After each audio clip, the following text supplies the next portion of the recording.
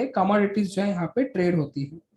Trading में आप कह सकते हो यहाँ पे जो है different different types of commodities होते हैं। वो कौन से कमोडिटीज है वो जैसे जैसे हम सेशन में आगे बढ़ेंगे हम इसे जान पाएंगे। तो यहाँ पे जो है जहाँ चलिए अभी हम ये सेशन की शुरुआत करते हैं। तो सबसे पहले इसका जो कमोडिटी मार्केट का यहाँ पे एक छोटा सा इंट्रोडक्शन देना चाहूंगा। A commodity is a group of assets और goods that are important in everyday life such as food, energy और metals. A commodity is alternate and exchangeable by nature. It can be categorized as every kind of movable goods that can be bought and sold except for actionable claims and money.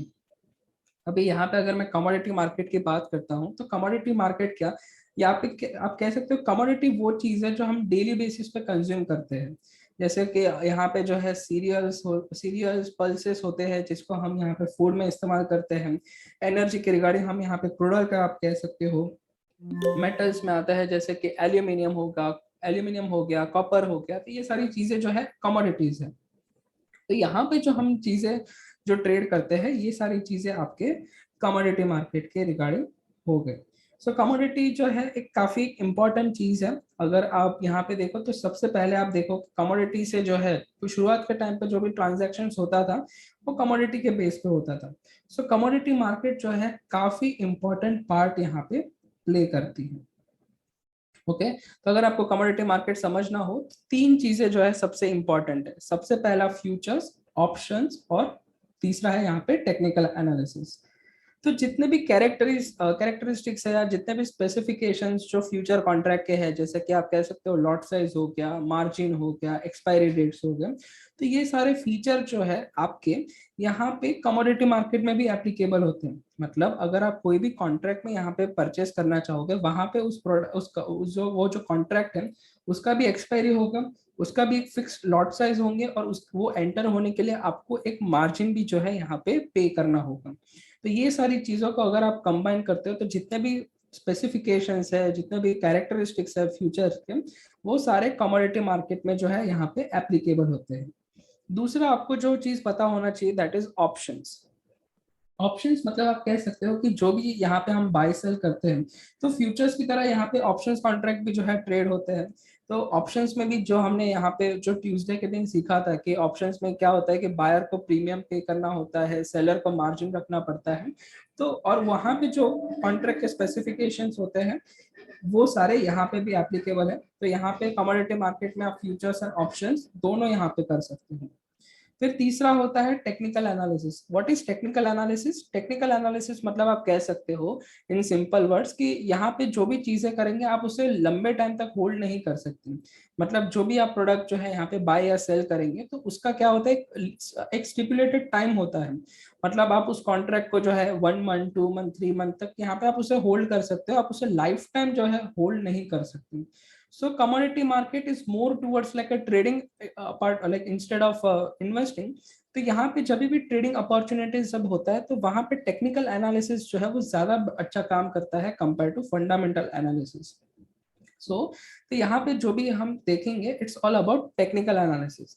तो technical analysis जो है module 4 में सीखेंगे, but for your information concern तो ये तीन चीजें जो है यहाँ पे प्री रिक्विजिट है, futures, options and technical analysis. इसके बाद यहाँ पे दो मेजर एक्सचेंजेस है, two major exchanges for commodity market. कोई बता सकते हैं कौन से दो मेजर एक्सचेंजेस है फॉर कमोडिटीज?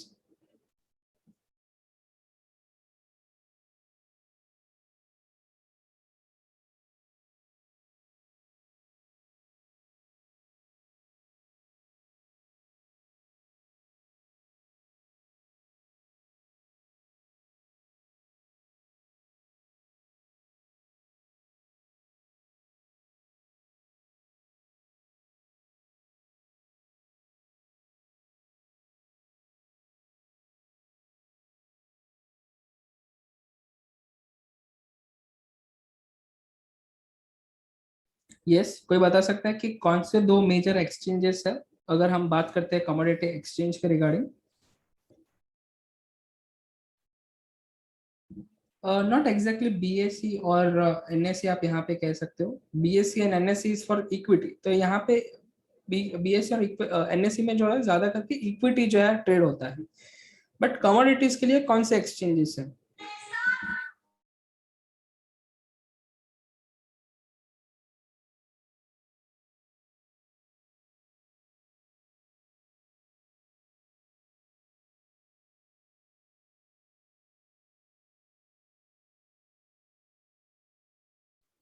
ओके, तो यहाँ पे जो है दो मेजर स्टॉक एक्सचेंजेस है। अगर हम बात करते हैं कमोडिटी मार्केट के, तो दो मेजर स्टॉक एक्सचेंज है।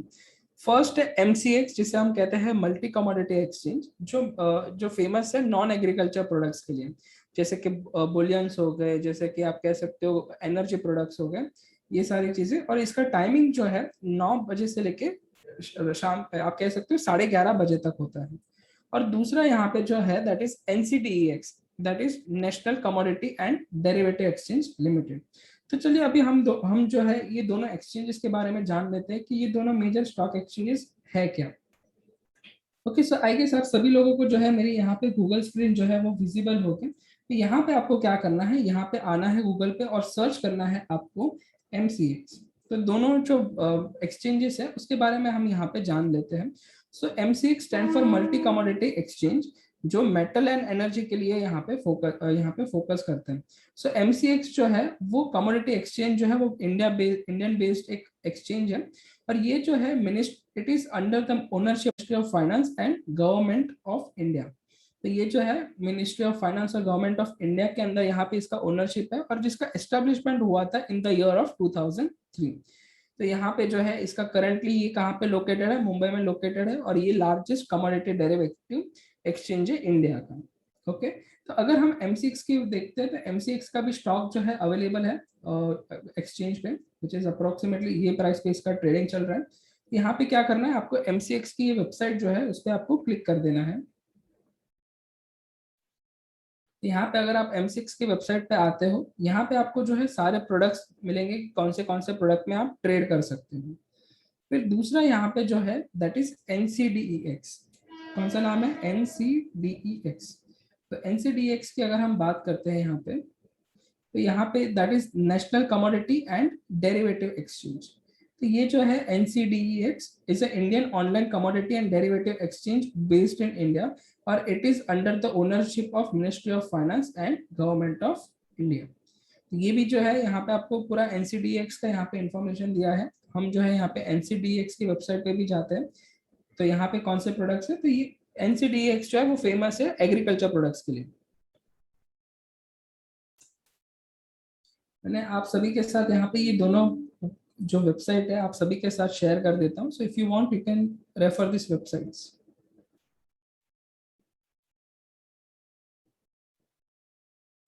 यहाँ पे अगर आप प्रोडक्ट सेक्शन में आएंगे तो आपको पता चलेगा कौन से प्रोडक्ट जो है यहाँ पे ट्रेड होते हैं।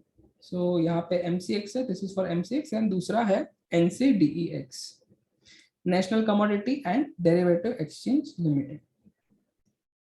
इसके बाद यहाँ पे टाइप्स ऑफ कमोडिटीज, तो यहाँ पे सबसे पहले जो है आप कह सकते हो बुलियन एंड प्रेशियस मेटल जो है यहाँ पे ट्रेड होते हैं। बुलियन मतलब आप कह सकते हो कि जो सोना हो गया, चांदी हो गया, इसे हम बुलियन कह सकते हैं, या फिर प्रेशियस मेटल भी जो है यहाँ पे आप कह सकते हो।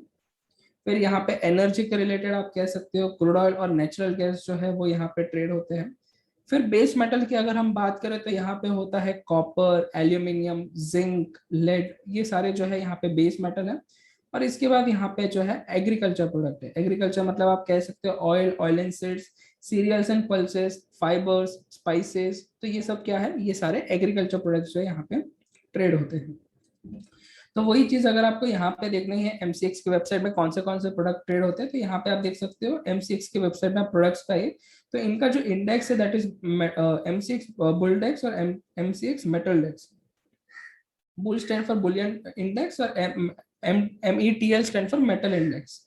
यहाँ पे बुलियन में आप देख सकते हो gold, gold mini, gold guinea, gold petal, silver, silver mini, silver micro.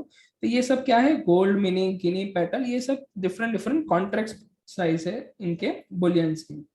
फिर अगर हम बेस मेटल की बात करें तो यहाँ पे एल्यूमिनियम, कॉपर, लेड, निकल, जिंक, तो ये सब क्या है, ये इसके बेस मेटल है।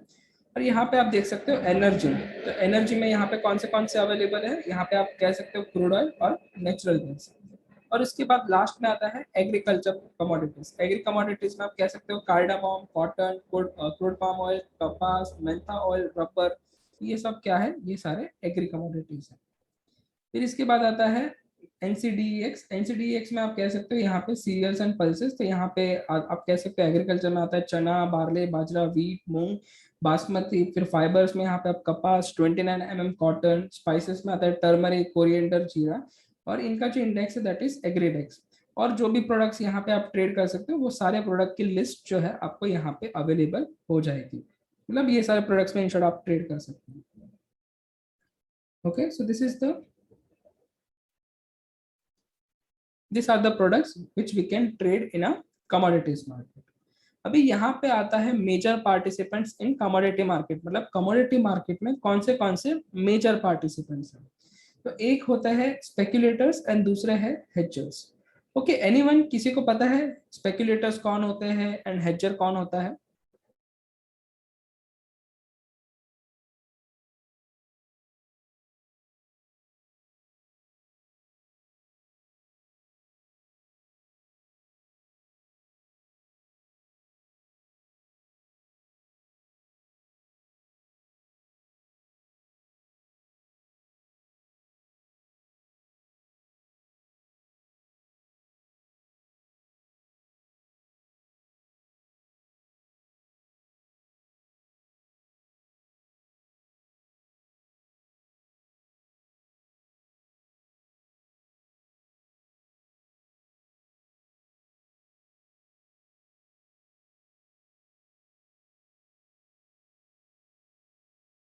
Yes, anyone, who are the speculators? Speculators कौन होते हैं?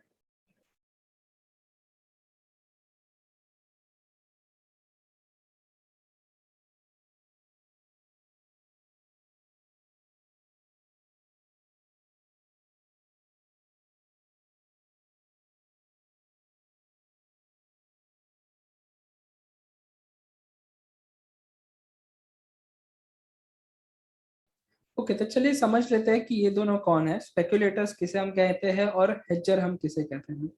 तो स्पेक्युलेटर वो लोग होते हैं जो मार्केट में, मतलब आप इन सिंपल वर्ड्स, ये वो लोग होते हैं जिनको मार्केट के बारे में ज्यादा नॉलेज नहीं होता, जो कोई भी तरीके का रिसर्च या एनालिसिस या बैक टेस्टिंग ऐसा कुछ नहीं करते। वो लोग क्या करते हैं, सीधा मार्केट में जंप कर देते हैं, मार्केट में सीधा जंप कर देते हैं और बिना सोचे समझे कोई भी एक्शन ले लेते हैं, वो लोग होते हैं स्पेक्युलेटर्स। या फिर आप कह सकते हो कि कोई भी सोशल मीडिया पे कोई भी मैसेज आ गया उस पर डायरेक्टली जंप करेंगे और जो है, मतलब किसी भी तरीके का सोचे समझे बगैर जो है वो सीधा ट्रेड में एंटर कर देते हैं, उन्हें हम स्पेक्युलेटर्स कह सकते हैं। तो स्पेक्युलेटर्स जो है वो काफी ज्यादा, आप कह सकते हो काफी हद तक गैम्बलर जैसे होते हैं, कि उनको पता नहीं होता क्या कर रहे होते, बस सभी लोग कर रहे हैं तो हम भी करें। So those are speculators. Hedger कौन होता है? हेजर आप कह सकते हो कि जो भी मार्केट में अपने रिस्क को मिनिमाइज करना चाहते हैं, जो भी लोग यहाँ पे अपने रिस्क को एलिमिनेट करना चाहते हैं, इसलिए जो मार्केट में आते हैं उसे हम हेजर कहते हैं। तो यहाँ पे चलिए एक कॉन्सेप्ट समझ लेते हैं, हेजर कौन होता है। तो हेजर समझने से पहले हमें समझना होगा हेजिंग क्या होता है। ओके, तो चलिए समझते हैं what is a hedging first of all. तो हेजिंग क्या है, चलिए समझते हैं। तो हेजिंग समझने के लिए हम एक एग्जांपल का सहारा लेंगे। मान लीजिए कि हम सब जो है यहाँ पे होलसेलर हैं। होलसेलर किस चीज के? हम यहाँ पे वीट बेचते हैं, गेहूं बेचते हैं, और हमारा काफी बड़ा कारोबार है। हमने यहाँ पे क्या किया, अप्रोक्सीमेटली 1 लाख किलो जो है यहाँ पे हमने वीट परचेज किए। ओके, जहाँ पे हमने प्राइस पे किया 30 rupees per kilogram. Okay, this is for just example purpose. हमने 30 रुपए में 1 लाख किलो जो है यहाँ पे गेहूं परचेस किया। जहाँ पे हमारा इन्वेस्टमेंट अमाउंट कितना हुआ, हमारा इन्वेस्टमेंट अमाउंट हुआ अप्रोक्सीमेटली 30 लाख रुपीज का। ओके, यहाँ तक सबको क्लियर है? हम एक होलसेलर है गेहूं के, यहाँ पे हमने 1 लाख किलो जो है यहाँ पे गेहूं परचेस किया 30 रुपीज के प्राइस में, जहाँ पे हमारा इन्वेस्टमेंट हुआ 30 लाख रुपीज का। और ये हमारे पास फिजिकल गुड्स जो है अवेलेबल है, मतलब ये हमारे पास फिजिकली अवेलेबल है, इतना गेहूं हमारे पास अवेलेबल है। अभी कहीं से मुझे ऐसा न्यूज मिला कि ये जो गेहूं के प्राइस है वो गिरने वाले हैं। कहीं से मुझे ऐसा न्यूज मिला कि ये जो गेहूं के प्राइस है वो गिरने वाले हैं, और यहाँ पे इसका जो प्राइस हो जाएगा वो प्राइस हो सकता है 25 रुपीज पर किलोग्राम। कुछ अनसर्टेनिटीज आ रहा है, जिसलिए क्या हो रहा है कि ये जो वीट का प्राइस है वो यहाँ पे गिर सकता है। अभी प्राइस अगर गिर जाता है फ्रॉम 30 रुपीज टू 25 रुपीज, तो ये यहाँ पे मुझे जो है अप्रोक्सीमेटली आप कह सकते हो कि 5 लाख रुपए तक का नुकसान होगा। अगर प्राइस जो है 25 हो जाएगा, मेरे पास क्वांटिटी जो है वो अप्रोक्सीमेटली 1 लाख किलो है, तो मेरा अप्रोक्सीमेटली 5 लाख रुपीज तक का यहाँ पे नुकसान हो सकता है। कितना रुपीज तक का नुकसान हो सकता है, इतना अमाउंट का जो है मुझे लॉस हो सकता है। बट मुझे ये लॉस जो है बेयर नहीं करना, मैं चाहता हूं कि मुझे ऐसा कोई लॉस ही ना हो। तो ऐसा कुछ अवेलेबल है कि जिससे मेरे को ये लॉस ना करना पड़े? यस, एक मैकेनिज्म है, एक या आप एक टूल कह सकते हो, जिसे हम कहते हैं हेजिंग। हेजिंग क्या होता है? हेजिंग में लोग जो है यहाँ पे, मैंने जो है मान लीजिए कि फिजिकल में यहाँ पे बाय करके रखा है, मैं क्या करूंगा, उसी जगह पे वीट का जो फ्यूचर कॉन्ट्रैक्ट है मैं सेल कर दूंगा। ओके, मैं क्या करूंगा, वीट का जो फ्यूचर कॉन्ट्रैक्ट है वो मैं सेल कर दूंगा। लेट्स से मैंने यहाँ पे वीट का जो कॉन्ट्रैक्ट है अप्रोक्सीमेटली 1 लाख क्वांटिटी तक का जो है यहाँ पे वीट सेल कर दिया, उसका जो फ्यूचर कॉन्ट्रैक्ट जो है मैंने सेल कर दिया। तो मान लीजिए कि वो मैंने सेल किया 30 रुपीज के प्राइस में। तो यहाँ पे क्या होगा, अगर मान लीजिए आगे जाके प्राइस गिरता भी है, अगर आगे जाके प्राइस जो है 30 रुपीज से 25 रुपीज होता भी है, तो क्या होगा कि यहाँ पे जो मैंने प्राइस पे किया है, यहाँ पे मुझे 5 लाख रुपीज तक का जो है लॉस होगा। और यहाँ पे क्या होगा, यहाँ पे मुझे 5 लाख रुपीज तक का जो है प्रॉफिट होगा। तो ये जो प्रॉफिट एंड लॉस जो है, इन शॉर्ट मेरा नलीफाई हो जाएगा। और मेरा जो रिस्क था 5 लाख रुपीज तक का, जो मुझे यहाँ पे लॉस होने वाला था, वो लॉस भी पूरा नलीफाई हो जाएगा। तो मेरा क्या होगा, मेरा इन्वेस्टमेंट जो है वो प्रोटेक्ट रहेगा। अगर मैंने ये नहीं किया रहता तो क्या होता, तो यहाँ पे मुझे अप टू 5 लाख रुपीज तक का लॉस बेयर करना पड़ सकता था। बट मुझे वो लॉस बेयर नहीं करना था, तो इसलिए मैंने क्या किया, यहाँ पे फ्यूचर कॉन्ट्रैक्ट को सेल कर दिया। और इसे जो है हम कहते हैं, आप कह सकते हो इसे हम क्या कहते हैं, इसे हम कहते हैं हेजिंग। और जो लोग ये हेजिंग करते हैं उन्हें कहते हैं हेजर। उन्हें हम क्या कहते हैं, उन्हें हम कहते हैं हेजर। तो सबको क्लियर हुआ स्पेक्युलेटर क्या होता है, हेजर क्या होता है?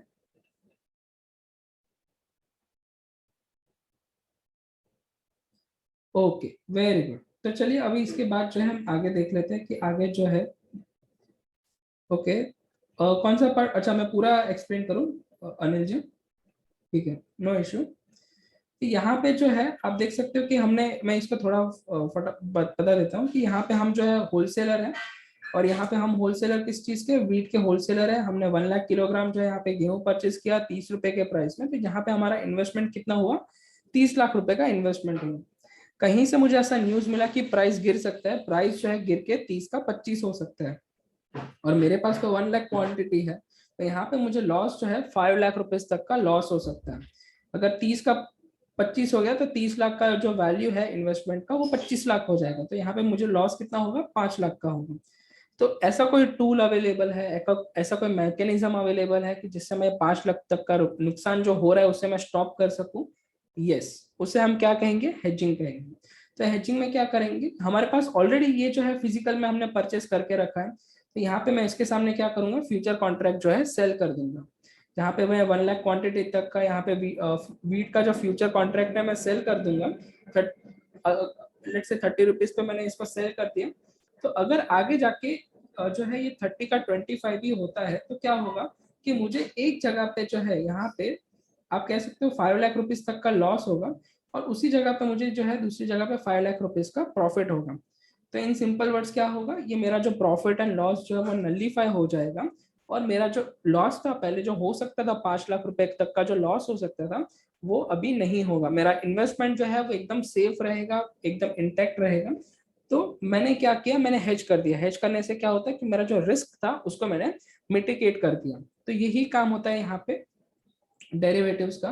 और जो लोग ये हेजिंग करते हैं उन्हें हम हेजर कहते हैं।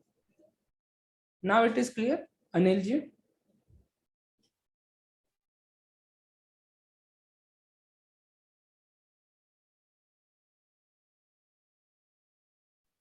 ओके, चलिए अभी हम आगे बढ़ते हैं। ओके, सो अभी हम यहाँ पे समझने वाले हैं टिक साइज क्या होता है। टिक साइज मतलब जो है, टिक साइज आप सभी लोगों को जो है आपने देखा भी होगा डे टू डे लाइफ में, बट आई गेस बहुत सारे लोगों को पता भी होगा कि टिक साइज क्या होता है। जिनको नहीं पता, चलिए देख लेते हैं टिक साइज क्या है। टिक साइज जो है काफी इंटरेस्टिंग कॉन्सेप्ट है। अगर मैं टिक साइज की बात करता हूँ तो तो टिक साइज क्या होता है? टिक साइज जो आप कह सकते हो कि मिनिमम जो बिट आप कह सकते हो डिफरेंसेस होता है। ओके जो टिक साइज इज क्या, जो minimum, okay let me show it to on the live basis, तो आपको और अच्छे से क्लियर होगा।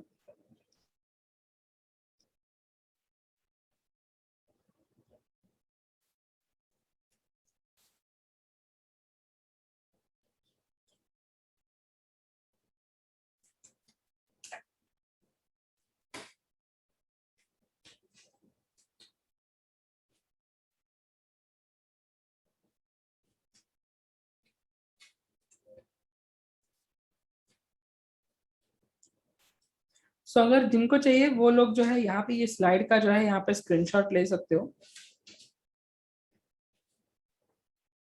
सो once it is done please let me know, just a second.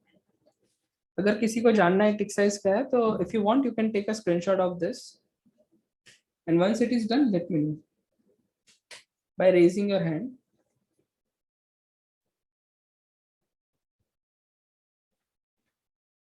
Okay so यहाँ पे चलिए समझते हैं कि जो है टिक साइज क्या होता है। तो यहाँ पे मैं जो है मार्केट डेप्थ ओपन कर दूंगा। स्टार्ट पे क्लिक करने के बाद आप मार्केट डेप्थ पे आइए।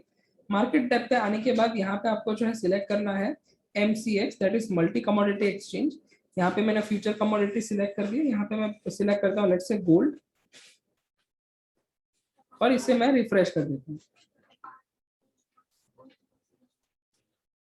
ओके तो यहाँ पे मैंने क्या कर दिया, यहाँ पे मैंने refresh, just a second.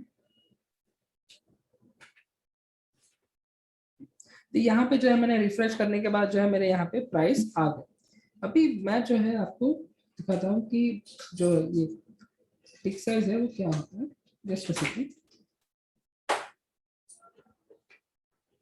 Okay तो अगर आप ध्यान से देखोगे यहाँ पे ये जो दो कॉन्जिक्यूटिव बिड प्राइस या आस्क प्राइस देखोगे कि वहां पे जो मिनिमम डिफरेंस होता है उसे हम टिक साइज कहते हैं। अगर आप देखोगे यहाँ पे, या अगर आप देखते हो यहाँ पे,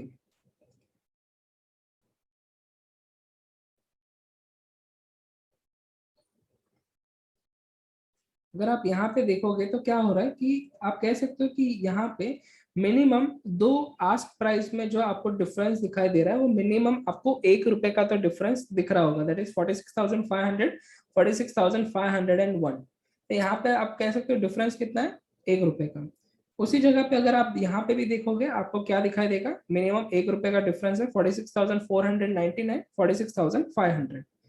यहाँ पे भी अगर आप देखोगे तो क्या है, यहाँ पे आपको ₹1 का जो है डिफरेंस दिखाई देगा। गोल्ड का जो टिक साइज है वो ₹1 का है, मतलब मिनिमम आपको ₹1 का जो है डिफरेंस दिखाई देगा ही देगा। ₹1 से ज्यादा दिखाई देगा बट ₹1 से कम नहीं दिखाई देगा।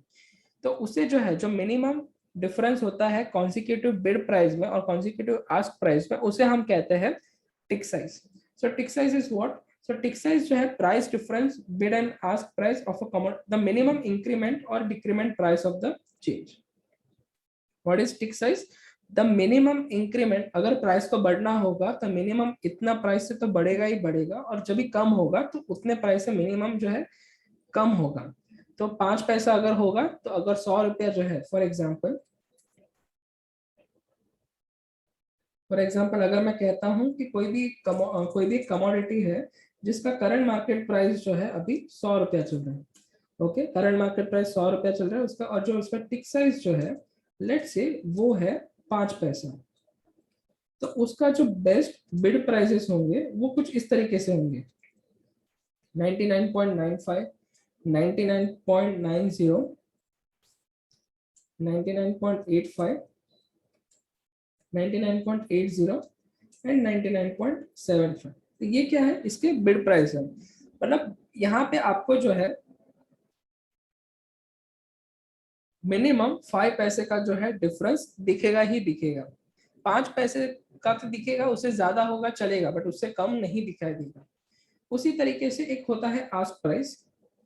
आस्क प्राइस में क्या होगा, आस्क प्राइस में आप कह सकते हो अगर ₹100 उसका लास्ट करंट मार्केट प्राइस 100 है और उसका टिक साइज 5 पैसा है, तो उसका जो टॉप पे आस्क प्राइसेस होंगे वो इस तरीके से होंगे, 100.05, 100.10, 100.15, 100.20, 100.25। ये क्या हो गया, ये इसका आस्क प्राइस होगा। सो इस तरीके से यहाँ पे बिड एंड आस्क प्राइस के बीच का मतलब यहाँ पे कॉन्जिक्यूटिव बिड प्राइस और कॉन्जिक्यूटिव आस्क प्राइस के बीच का जो मिनिमम डिफरेंस होता है उससे हम कहते हैं tick size.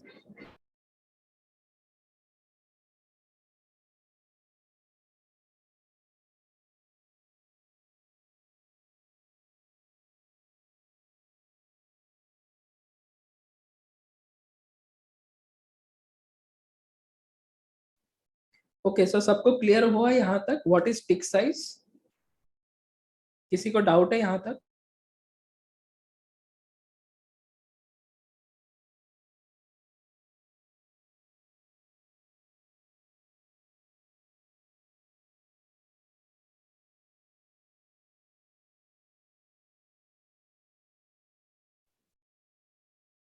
Okay, thank you so much.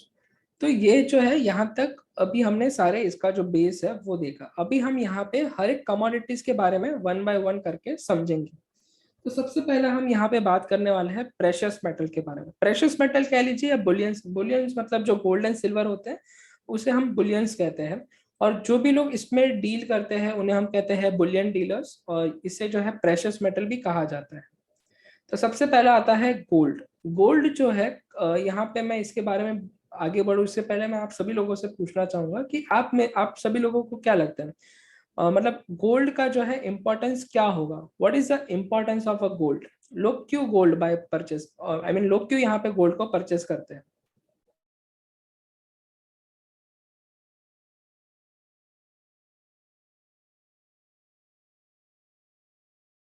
Okay, सो सबसे पहला अश्विनी जी ने यहाँ पे कहा है फॉर सेविंग्स के लिए जो है हम गोल्ड का इस्तेमाल करते हैं। Very good Ashwini ji. What about rest?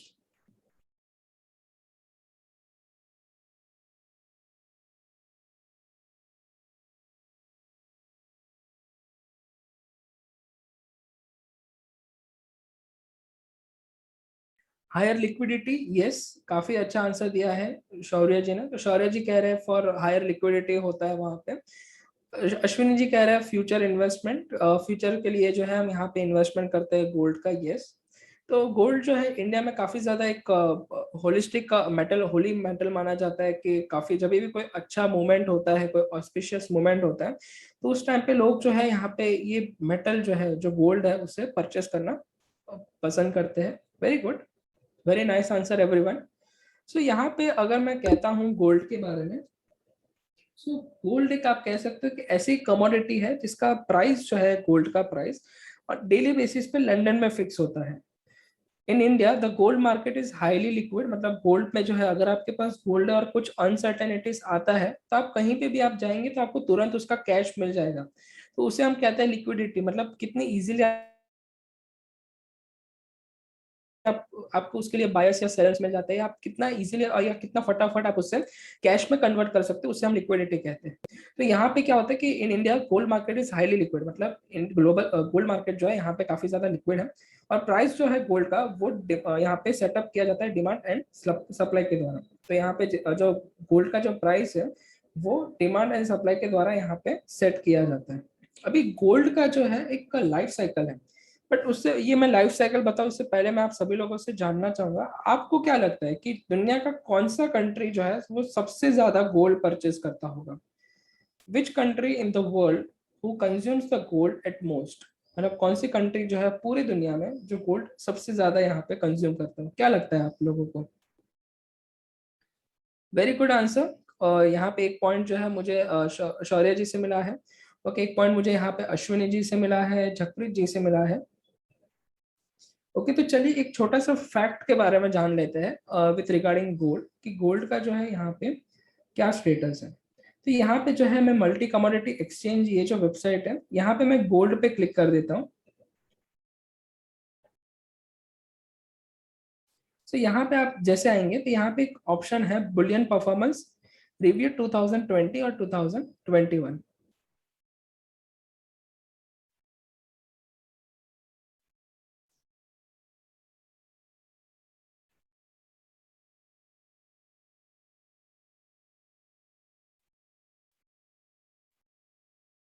तो यहाँ पे आप पहले तो आप देख सकते हो कि गोल्ड का जो है एक छोटा सा लाइफ साइकिल दिया है कि गोल्ड आप तक पहुंचता कैसे है। तो सबसे पहले ये माइनर जो होते हैं यहाँ पे वो माइन करते हैं इस चीज को, फिर वो जाता है इंटरनेशनल बैंक के पास, इंटरनेशनल बैंक के पास वो जाता है इंपोर्टिंग बैंक के पास, जो इंपोर्टिंग बैंक है उसे वो इंपोर्ट करते हैं। मतलब इंपोर्टिंग बैंक मतलब हमारी कंट्री का, आपको एक मैं छोटा सा फैक्ट बताना चाहूंगा कि हमारी कंट्री जो है वो सबसे पहला जो चीज सबसे ज्यादा बाय करती है, दैट इज, आप कह सकते हो कि वो सबसे ज्यादा बाय करता है क्रूड ऑयल।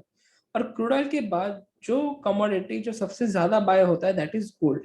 यहाँ पे गोल्ड जो है वो बैंक के द्वारा जो है यहाँ पे इंपोर्ट किया जाता है, और वो जो है सबसे पहले माइनर जो है वो इंटरनेशनल बैंक में जाता है।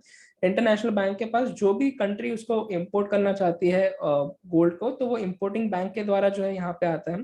फिर इंपोर्टिंग बैंक जो है, जो बुलियन डीलर्स होते हैं उनको ये यहाँ पे सप्लाई कर दिया जाता है ये गोल्ड को। फिर ये जो गोल्ड है वो रिफाइन के लिए जाता है, पूरा रिफाइंड होके बाहर आता है। फिर यहाँ पे ज्वेलरी मैन्युफैक्चर जो होते हैं वो इसको यहाँ पे ये गोल्ड को परचेज करते हैं और उसको जो है ज्वेलरी बनाते हैं। ज्वेलरी मैन्युफैक्चर फिर वो जो है सेमी होलसेलर को यहाँ पे बेचते हैं, सेमी होलसेलर फिर वो रिटेलर को बेचते हैं, और रिटेलर के बाद वो जो है वो कंज्यूमर तक पहुँचते हैं। So this is the small life cycle कि कैसे जो है गोल्ड आप तक पहुँचते हैं। तो ये प्रोसेस जो है काफ़ी बड़ी है, एंड काफ़ी बड़ा यहाँ पे जो है इन्वेस्टमेंट होता है, काफ़ी बड़ी चीज़ें यहाँ पे मेंशन की गई है। उसके बाद यहाँ पे जो है गोल्ड का, यहाँ पे इंडिया का सिनारियो क्या है इन टर्म्स एंड एवरीथिंग। तो मैंने आप सबको पूछा था कि कौन सी कंट्री जो सबसे ज़्यादा गोल्ड को कंज्यूम करती है। प्रोडक्शन के बारे में अगर जानते हैं तो वो चाइना है। चाइना जो है 2019 एंड 20 में उसका टॉप रहा, जो सबसे ज़्यादा प्रोडक्शन करता हूँ। अगर मैं कंजम्पशन की बात करता हूँ, कंजम्पशन के मामले में भी जो है यहाँ पे China is on the top. China जो है यहाँ पे आप कह सकते हो कि 2019 में अप्रोक्सीमेटली 899 मेट्रिक टन जो है गोल्ड उसने कंज्यूम किया था, और इंडिया ने 690 का। उसी जगह पे अगर मैं 2020 की बात करूं तो यहाँ पे जो चाइना ने यहाँ पे जो कंज्यूम किया था दैट वाज 643 मेट्रिक टन्स का, और इंडिया ने कितना किया था 446 का। सो ये क्या है, यहाँ पे आप कह सकते हो this is the fact about the, आप कह सकते हो कि यहाँ पे गोल्ड कितना कंज्यूम होता है। So on the top it is China in the year of 2019 and 20, both the year. और ये जो डेटा लिया गया है वो वर्ल्ड गोल्ड काउंसिल से लिया गया है, तो इस डेटा पे जो है आप रिलाई कर सकते हैं। तो जो यहाँ पे overall China on the top, और सेकेंड जो है यहाँ पे आप इंडिया कह सकते हैं। इंडिया जो है अप्रोक्सीमेटली 446। बट ये एक चीज जो है मैं आप सभी के साथ शेयर करना चाहूंगा कि इंडियन जो परचेस करते हैं ज्वेलरी परचेस करते हैं, और यहाँ पे जो चाइना यहाँ पे जो गोल्ड का कंजम्पशन करता है दैट इज फॉर रिजर्व्स। तो यहाँ पे जो चाइना बाय करता है दैट इज फॉर रिजर्व्स, और वो गवर्नमेंट बेसिस पे होता है, तो ये काफी ज्यादा बल्की होता है। और इंडिया का जो कंजम्पशन है वो रिटेलर्स करते हैं, आप मेरे जैसे लोग, और वो जो है यहाँ पे काफी ज्यादा यहाँ पे गोल्ड का यहाँ पे इस्तेमाल होता है। तो ज्वेलरी के लिए मतलब इंडिया जो है काफी ज्यादा कंज्यूम करता है, बट चाइना जो है अपने रिजर्व्स को बढ़ाने के लिए जो है ये गोल्ड का इस्तेमाल करते हैं, इसलिए China is on the top basically. Okay, तो ये जो है एक छोटी सी इंफॉर्मेशन थी अबाउट द गोल्ड। तो यहाँ पे हमने गोल्ड का जो लाइफ साइकिल है वो भी देखा, माइनर, इंटरनेशनल बैंक, ये सारी चीजें यहाँ पे हमने देखी। तो गोल्ड के जो है यहाँ पे कॉन्ट्रैक्ट्स है, मैंने जैसे कि आपको यहाँ पे एमसीएक्स की वेबसाइट पे भी बताया कि गोल्ड जो है यहाँ पे डिफरेंट डिफरेंट कॉन्ट्रैक्ट के साथ है। गोल्ड गोल्ड ये गोल्ड जो लिखा है ये गोल्ड का सबसे बड़ा कॉन्ट्रैक्ट